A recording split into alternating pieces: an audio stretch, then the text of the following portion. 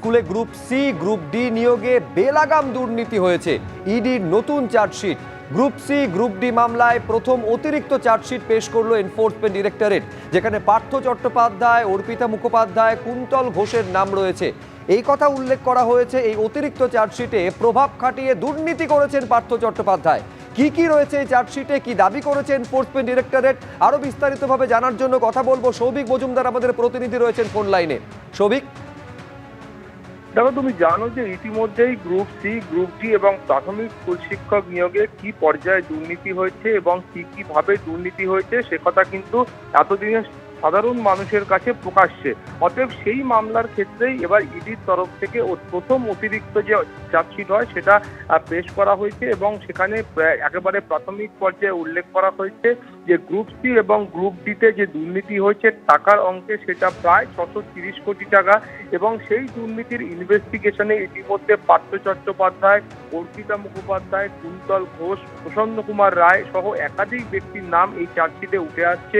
ফলে এখানে আরো একেবারে স্পষ্ট করে উল্লেখ করা হয়েছে যে এখানে প্রতি ক্যান্ডিডেট অর্থাৎ যারা চাকরি প্রার্থী ছিলেন গ্রুপ সি এর জন্য প্রায় সেই অঙ্কটা ছিল 15 থেকে 16 লক্ষ টাকা প্রতি ক্যান্ডিডেট এবং তারপরে ছিল যেটা গ্রুপ ডির ক্ষেত্রেও কিন্তু 10 থেকে 12 লক্ষ টাকা প্রতি প্রার্থী পিছু কিন্তু সংগ্রহ করা হয়েছে, অর্থাৎ চাকরি দেওয়ার নাম করে এই অর্থ সংগ্রহ করা হয়েছে। এটাই কিন্তু এই চার্জশিটে লেখা রয়েছে।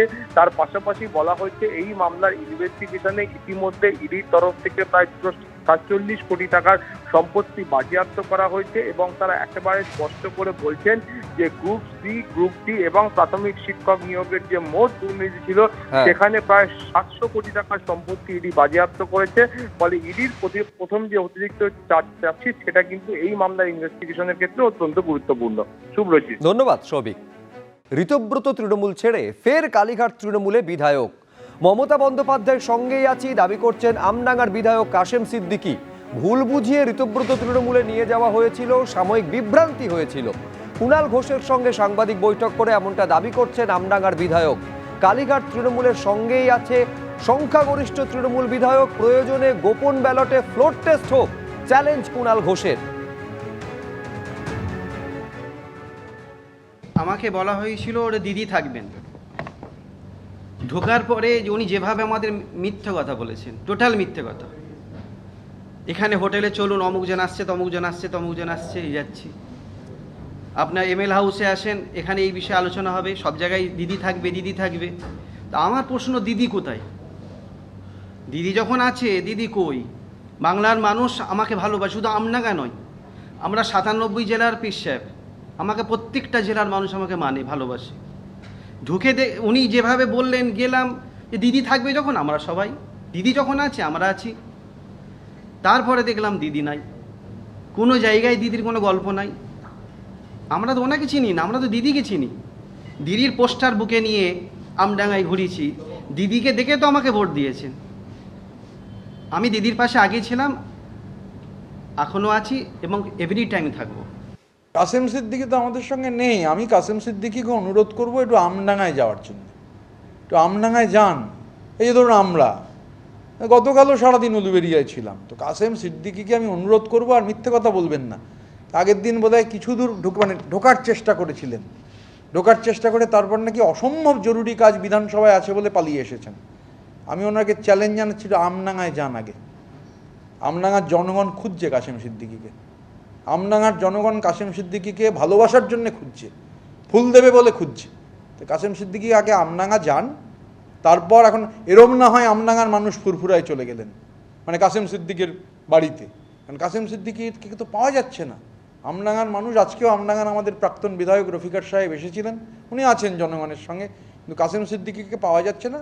কাসেম সিদ্দিকী একা আমডাঙ্গায় যান, আমডাঙ্গার জনগণের সঙ্গে একটু কথা বলুন, ফুল নিন, তারপর ওর কথার উত্তর দেবো।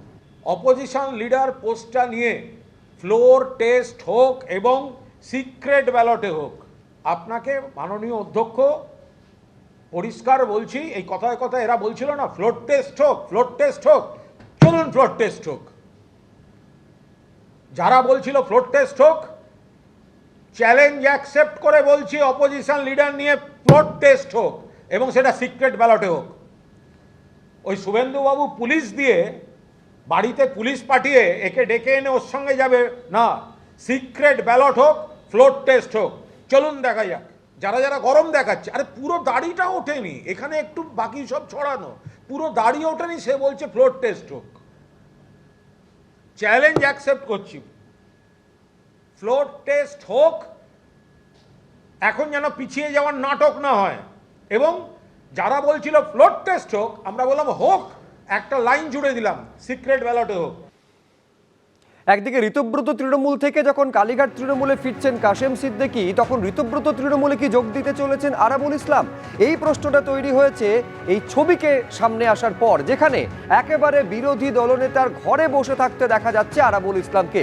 বিধানসভায় ঋতব্রত বন্দ্যোপাধ্যায়ের কাছে আরাবুল ইসলাম, আবার আরাবুল ইসলামকে ভালো ছেলে বলে সার্টিফিকেট দিচ্ছেন ঋতব্রত বন্দ্যোপাধ্যায়। আমার জন্য কি করেছে কালীঘাট তৃণমূল? বিরোধী দলনেতার সঙ্গে সাক্ষাৎ নিছকই সৌজন্যমূলক দাবি করছেন ভাঙড়ের প্রাক্তন তৃণমূল বিধায়ক। সাধারণ মানুষের দুঃখ যন্ত্রণা এগুলো নিয়ে কথা হচ্ছিল, কথা চলতে থাকবে, টু বি কন্টিনিউ। মানে আরাবুল কি যোগদান করছেন? তিনি স্পষ্ট করে কিছু বললেন না, আপনি কি বলবেন? যোগদানের ব্যাপারে আমরা, ও প্রাক্তন বিধায়ক, আমাদের ঘরে এসেছিল, খৈরুল ভালো ছেলে, আলোচনা চলছে, দেখা যাক না। যোগদানটা ইম্পর্টেন্ট নয়। আরাবুল তো বলেছে সংবাদ মাধ্যমে, ডক্টর মমতা ব্যানার্জি তাকে 7 বার জেল খাটিয়েছে। আমরা ভাঙড়ের যে পরিস্থিতি, ভাঙড়ের সাধারণ মানুষ তারা শান্তিতে নেই, তারা নানান ধরনের সমস্যার মধ্যে রয়েছে। ভাঙড়ের সাধারণ মানুষকে নিয়ে আলোচনা হয়েছে, আলোচনা চলতে থাকবে, যা হবে বলতে পারি। এবিপি আনন্দ এগিয়ে থাকে, এগিয়ে রাখে।